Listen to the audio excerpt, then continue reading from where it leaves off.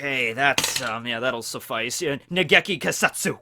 Alright, so, hey everybody, how you doing? Welcome back to the Zanpakuto discussion series. Today we're talking about my favorite Bleach character, Soifon. Oh, okay. Actually, alright, look. I don't care for Soifon very much, but I will admit, considering Bleach ended, in 2016, and I'm not talking about it on a weekly basis, well, now I am, but, ever since 2016, I was kind of taking a break from Bleach for a while. I will admit that the hatred has lessened, and looking back on it, because I have reread the final arc, since it ended, I don't care for Soifon's character very much at the beginning. She had her moments every now and then, but near the end of the series, I'm like, alright, she's better, but by that point, it just kind of left a sour taste in my mouth, so I'm just like, whatever, okay. She's not my favorite, she's never gonna be my favorite, but alright, she's badass in her own way, I'll give it to you. Now, her Zanpakuto, on the other hand, Suzume Bachi, is pretty cool. And this is coming from a guy that has a straight-up phobia of wasps and hornets. Alright, I've probably told this story before, most assuredly, but when I was probably around 6 or 7 years old, there was a wasp nest outside of our house, with yellow jackets, and I happened to be walking by it one day, and I wasn't doing anything stupid to the wasp nest. I know you might be thinking, like, 7-year-old teching, he was probably, like, hitting it with a fake sword or something. No, I was just walking by it one day, and I guess the wasps, the yellow jackets, were particularly cantankerous that one day, and they came out and they swarmed all over my head, and they stung me. I think it was like 8 times, most behind my ears and on my neck, and I ran down the street screaming bloody murder. I'm not allergic or anything, so thank for that. I didn't, like, pass out or anything, but it was a very traumatizing experience, and to this day, I'm rather averse from seeing, if I even see a wasp or a hornet, I'm like, no, wait for me, so, yeah, that's what's going on, but, that doesn't mean I still don't have a fascination with them, and I love doing research on things, and I think the concept of Soifon Suzume Bachi is a pretty cool sword. The Shikai complementing her stealth core abilities, and her Bankai being the exact opposite of that, but still being pretty cool, because I will remind you, in case you've forgotten, her Bankai is a damn missile! Like, not just like, oh, it causes damage equal to a missile. No, it summons a missile, like surface-to-air missile, locking on target. On her arm, so I gotta give it that. It's a pretty cool design, alright? The actual sword itself, like just the katana, pretty unique shape. It sort of has like a pill kind of shaped guard, like a cylindrical kind of guard to it. And because she is a member of the Stealth Corps, she obviously mastered Hakuda, so like hand-to-hand combat is something that she specializes in, but she also carries her Zanpakuto on her back if she needs it. She's also very proficient in Kido, usually Bakudo spells to bind her opponent and things like that. She's a rather well-rounded character, okay? Being, captain of Squad 2 in the Stealth Corps, you pretty much have to, right? But whenever she does draw her sword, which doesn't happen very often because it seems like she prefers to fight with her hands, however, when she does draw her sword, it's basically the symbol of an execution. Whenever she did that in her fight against Yoruichi, she pulled out her sword, didn't release it, just kind of stabbed it into that tree, and then all of a sudden a bunch of freaking ninjas appear out of nowhere. Not her Zanpakuto power to summon ninjas, although that might have made her a little bit, that might have boosted her numbers for me a little bit. But no, it's the symbol of an execution, so all of the Stealth Corps members arrive and, like, are like, oh, we're going to eliminate the target because of our leader drawing her sword. I'm not sure that they are, like, following Soifon around 24/7, so they know exactly when she draws her sword, but, that's how that works. Now, as for the actual ability of the sword, when she goes into Shikai, and her Shikai command is also something that's a little bit on the longer side. It's not a simple, like, howl, or roar, or cut. It's, sting all enemies to death. Suzume Bachi. And it's accompanied, in the anime, it's accompanied by this weird, like sound effect. It's like, I would say it sounds like a wasp, but if I ever heard a wasp making, I would probably shit my pants where I stood. Like, that, that would at least be better, because wasps are sneaky. You don't know where they're at. Wasps and hornets. I'm outside enjoying a nice book. It's like, oh, this is a nice spring afternoon. I look down on my hand, and there's a freaking wasp just on my arm, just staring at me like, I could sting you right now. Your life is in my hands. I'm like, no. And that just creates a very intense stare down, right? At least if I was, like, out there reading and all of a sudden I heard, Okay, time to go inside. Just lock the doors, drop the deadbolts, activate the security shutters, and just, yeah. But anyway, it's a rather creepy effect, especially because the first time she revealed her Zanpakuto against Yoruichi, remember how it went out? She crept up behind Yoruichi, she shunpoed behind her, and kind of grabbed her neck, kind of like caressed her. Given Soifon's relationship with Yoruichi, she probably was trying to. And, she's like, sting all enemies to death, Suzumebachi. And then, the stinger's, right next to her neck. So, the stinger of Suzumebachi is just that. It's a stinger. It's not, the size of a sword, like a giant stinger. It's just a stinger that she fits on, actually, her middle finger, not her pointer finger, but this was just more convenient for me. And it has, a neat little, ornate guard sort of thing. There's, a chain coming off of it that connects it to this part right here. It's sort of like an arm guard, so she can, maybe block sword attacks with that. But suffice it to say, it definitely does not function as a sword anymore. Which, like I said, in Soifon's case, it doesn't really need to be. She can fight perfectly fine without a sword. Just look at Yoruichi. Yoruichi's Zanpakuto is still a huge mystery as to whether or not that thing even existed, or, if she had one to begin with, or if she mastered Shikai and Bankai. The way that Yoruichi said it is, every single captain, aside from Kenpachi Zaraki, every single one mastered at least the Bankai release, right? So, she was a captain, so therefore she must have had a Zanpakuto. We see it in the flashbacks, at least we see her with a sword. It's just, it never shows up in the canon of the present day of the manga. But anyway, yeah, so, she doesn't need to use it as a sword. Rather, she uses it purely for its special effect, which is the Nigeki Kasatsu, and it is the 2 hits certain kill. Rather self-explanatory on what the 2 hits certain death is. So what it does is, after you stab the opponent 16 times, then they will go out and buy you an ice cream sundae. Very, very niche kind of ability, but rather handy if you're a fan of ice cream. So, yeah, of course. So how it works is, you stab your opponent, this side, yeah, beep.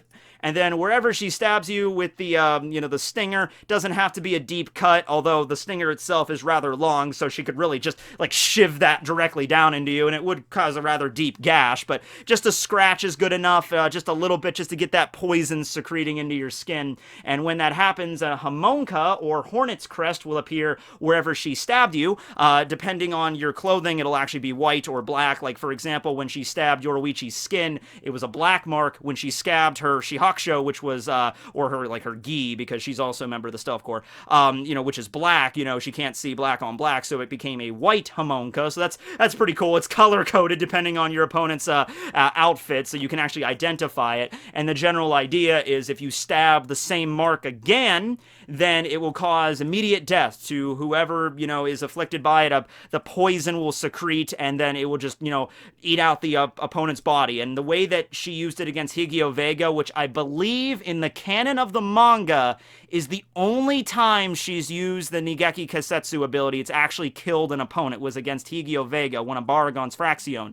Alright? And in that fight, actually, she explains that it's not really she has to attack the same mark twice, it's the general area. So, for example, she stabs Higio Vega here, and of course the wound goes pretty deep. She doesn't have to stab him from the front anymore. She can go from behind and stab him from behind, as long as the 2 wounds intersect at some point, then the effect will take place. And then what happened with Higio is he basically just started to dissolve his entire body, which is made out of Ryatsu, of course. The whole body just begins to dissolve and just and then the Hamonka mark just appears in the sky, and then that's the end there. So, I don't know if that had to be censored a little bit, because I always imagined, before we got to see how it actually functioned, I always imagined death by Suzumebachi would be a little bit more, bubbly, goopy kind of thing, like you're getting dissolved, sort of like Minazuki, no, not Minazuki, that is an example, because we saw, Kenpachi and Unohana, melting away, but a better one, remember when Byakuya first fought against Asnote?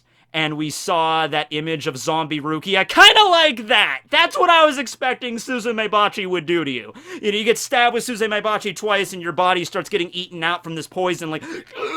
Your flesh begins melting off your bones, and your eyes begin to dissolve. It's the most agonizing death possible. But no, it's just kind of you begin to glow a little bit, and your body just disintegrates where you stand. A rather merciful death. Although, at the end of the day, Captain of the Stealth Corps, so go, and you gotta be, slick and ninja and just sting, and then you're done. So there you go. Okay. So, yeah, now, pretty powerful ability, and I don't think I'm the only one to think of this, because I'm pretty sure a lot of the fandom thought of this when the fight against Aizen was going on. I mean, the literal name of the attack is 2 hits certain kill.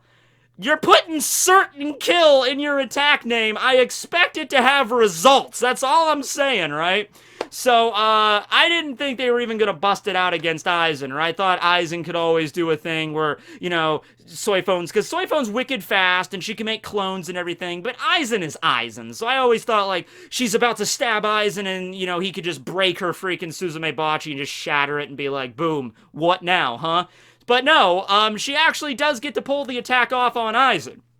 Considering Aizen is still alive by the end of the manga, you could probably tell how well that worked. But I will admit, usually when she uses the attack, she doesn't get 2 hits off at the same time. It's usually she, like, scratches or stabs the opponent, and then it creates the mark, and then, then she gets the second hit off later. I always imagine, like, Soiphone, you are wicked fast. Why not just, like, hoo, shing, and then done? Like, you could maybe do that. With Yoruichi, it made sense, because she really did not want to kill Yoruichi, because she's Yoruichi-senpai! Don't want to kill Yoruichi and everything. Higio, I don't know if she was just messing around with Higio, or, the whole thing of that fight was she was trying to handicap herself a little bit. She didn't want to exert as much energy because of her pride and everything in the battle. She's just like, I want to see if I could take you down without going my best, because you're just a Fraxione, you're not an Espada, there. But, when it came to Aizen, no, I will admit, she had it dead set. So I believe how this worked is, I think Toshiro froze him, and he was immobilized very briefly, and then Soiphone just jumped up right to him, grabbed him, and just shing 1 hit, and shing 2 hit. And you're like, is Aizen defeatable? Oh my god! And no, he's not. And then he has this smug grin as Aizen just practices all the time, and he kind of just looks at Soiphone and is just like, Captain Soiphone, you and your Negeki Kasatsu 2 hit certain kill ability. It's a rather interesting name for an ability, don't you think? Well, you see, you're gonna love this. You do know that Shinigami battles are battles of Reiatsu, correct? So therefore, if my Reiatsu is superior to your Reiatsu, it doesn't matter what crazy technique you could have. I don't care what your Zanpakuto abilities is. I don't care how set in stone they are. I don't care what flashy names you give them. I could die because I got more Reiatsu than you. That's pretty much how it went. And I don't know, cop out? I mean, we knew it wasn't gonna work. Can you really call it a cop out? Like, who here actually thought that was gonna work? If you were reading the Fake Karakura arc back when it was being serialized in Shonen Jump, did you actually think for a second the one that was gonna get the kill on Aizen was Soiphone? I mean, granted, if you were a Soiphone fan, alright, I can maybe, she's like my favorite character, I want her to get it.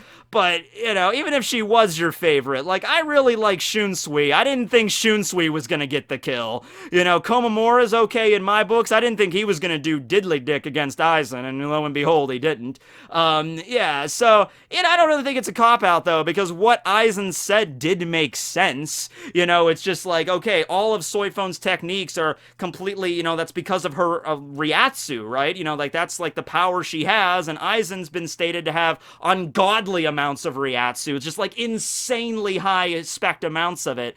So it's like, yeah, I mean, it makes sense why it didn't work at the end of the day. Maybe the poison that is generated by Suzume Bachi is created from Soiphone's own Reiatsu, and, it's like turning a Reiatsu into poison, and if Aizen has greater Reiatsu, he could just dissolve the poison before it has a chance to even, enter his body. Makes sense to me. Well, anyway, the other ability that we got to see during that arc was her Bankai, Jakuho Raikkoben. Great Hornet, I think Hornet Thunder Whip or something was the actual name of it, and it's a pretty awesome name, and it's a pretty awesome Bankai, even though Soiphone doesn't care for it very much. So yeah, it's a missile, like, do I need to explain further detail?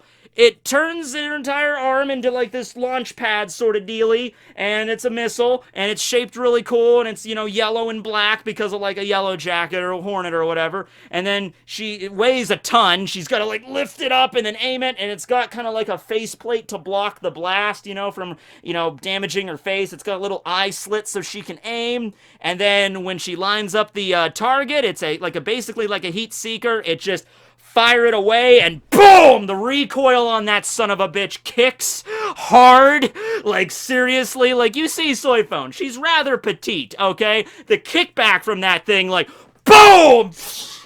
Unless she has Mirettio, and usually every time she uses Jakuho Raikkoben, Mirettio is behind her to basically brace her during the attack, because if not, she would go flying and through like miles away through every building that's there, right?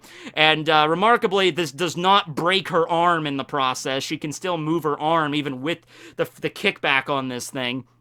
Now, as for the missile, well, it has tremendous destructive power. As for the connection, I'm sure you could probably figure this out, but her Shikai is 2 hits certain kill. The Bankai's basic premise is 1 hit certain kill. You just downgrade that to 2 to 1. That's the best upgrade you can think of, right? Unfortunately, this doesn't live up to its name either, although it's not like Jakuho Raikkoben has a technique that's like, you're dead, mofo, like that would be like, that's the name of the attack. She's like, you're dead, mofo. Fire at Baragon, because Baragon survived the attack, or rather, he aged the attack. But even later on, when he got a point-blank shot from it, he still didn't die. So, Jakuho Raikkoben has effectively killed, nobody, really, now that I actually think about it. She used it against BG9 during the Final Year Blood War arc, but BG9 didn't die from that. He used his Voltstead and survived, and then I think was eventually executed by Hashwolf.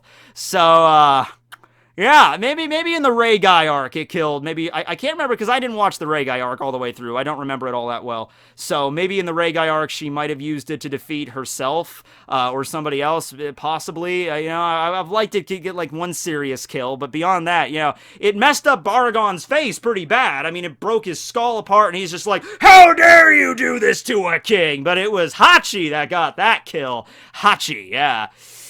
But yeah, Jakuho Raikkoben. I mean, like, there is a limit to how many missiles she can fire, sort of. She states that she cannot fire more than 1 missile every 3 days, or rather, she can, without damaging herself, 1 missile every 3 days. She can still fire it more than that. I think she has to, like, reseal her sword, though, and bring it back, because, like, her Bankai is literally just, like, the launch pad on her arm, and then the missile itself. And when she fires off the missile, the missile's gone. So maybe she can, if she really wanted to, like, materialize another missile, or like seals her sword and then Bankai releases it again and the missile's back. But she says, if she uses it more than once every 3 days, it can cause, serious harm to her, extreme exhaustion and everything. But she's still able to fire off, 2 in succession. She did that during Fate Karakura. But afterwards she looked pretty winded, but she could still fight Aizen afterwards for a little bit, so not that winded. So, I mean, it weakens her. It probably strains her arm quite a bit, but not to the point where she's actually in danger of dying. Maybe if she fired off the damn thing like 4 or 5 times in succession, like, Pshoo! Bankai! Pshoo! Bankai! Pshoo! Okay, I think my arm's broken. Okay. I wonder if she could do it with the other arm, too, because at the point she used it in Fate Karakura, she already lost an arm to Baragon, but she got it back later, so maybe she could use it with the other arm. Dual-wielding Jakuho Raikobens! Maybe that was the actual original form, but no. It was just the one form, so.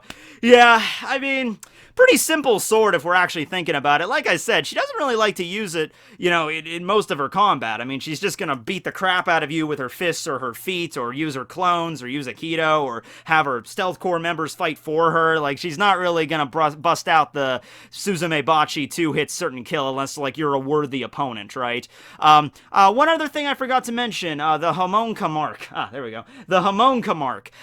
She stated that it stays basically on you indefinitely. It only disappears when she wills it to disappear. When she was training back when, 100 years ago, when Yoruichi was still a member of the Stealth Corps, she could only maintain it for 30 minutes or so, or an hour, or like there was a time limit with it before it would disappear. Now with training, the Homonka stays on you effectively forever until she wills it off. So, I mean, that's pretty cool. I mean, I could see it inspiring fear into the heart of her opponent. Like, she's fighting against somebody, she stabs them with Suzumebachi. Even if they manage to escape, they still have this mark on them forever, like, you've been marked by Soifone.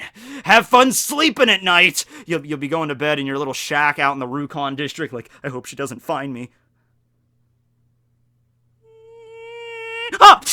And you're gone. But yeah, all right. So that's Suzumebachi. Oh, and in the anime, in the Zanpakuto filler arc, she takes the form of a little lolly fairy, which is okay, just roll with that. I actually do like the design of her Zanpakuto spirit, because it seems like the complete opposite of Soifone, because Soifone's like usually this tomboyish kind of appearance, and the fairy Suzumebachi is rather girly in appearance, and also the fact that it takes the stinger and Jakuho Raikkoben and combines it, because the fairy is tiny, so the stinger basically takes up the entire arm, kind of like Jakuho Raikkoben does. So that's kind of a cool design there, but alright. So, yeah, that was Soifone there, and who's next? Oh, these are the ones we already did. All right, so we're going to add number 2 to that lot there. 1, 2, 3, 8, 4, 11, and 5. Which leaves 1, 2, 3. We got 6 left. All right, so we're over halfway there. We're over halfway there. Who's going to be next on the Crazy Tekking Zanpakuto Hour? Every time I say I want Byakuya's next, I never get Byakuya's. So let's get Suzumushi. Let's get Tozen's sword. Why not? All right, here we go. Aha! Oh, it's Tenken. All right, yeah, all right. Komamura's sword. I like me some Tenken. Last arc when he took the armor off that thing, like Kokujo Tengen Myo Dongaijo. That was cool, alright? So, yeah, we'll talk about Wolf Boy next time. Should be a fun time. So, catch you back here next time, guys, for the Heart of the Wolf. I'm probably not going to be ripping my own heart out for the next video, Temple of Doom style. I'm dedicated to my craft, but it usually is just limited to drawing stupid stuff on my face, not taking it to the next level there. Alright, guys, alright. Signing out, everybody. Later.